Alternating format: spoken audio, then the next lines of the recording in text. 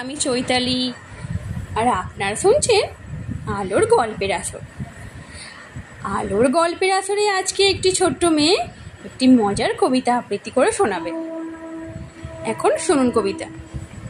থুরথুরে বুড়ি কবি সুকুমার রায়, গাল ভরা হাসি মুখে চাল ভাজা মুড়ি, ঝুরঝুরে পোড়ো ঘরে থুরথুরে বুড়ি, মাথা ভরা ঝুলকালি মাথা ভরা ধুলো, মিট মিটে ঘোলা চোখ পিঠখানা কুলো, কাঁটা দিয়ে আটা ঘর আঠা দিয়ে সেটে, সুতো দিয়ে বেঁধে রাখে থুতু দিয়ে চেটে, ভর দিতে ভয় হয় ঘর বুঝি নড়ে, খপ খপ কাশি দিলে খপ ঠক ঠক নড়ে।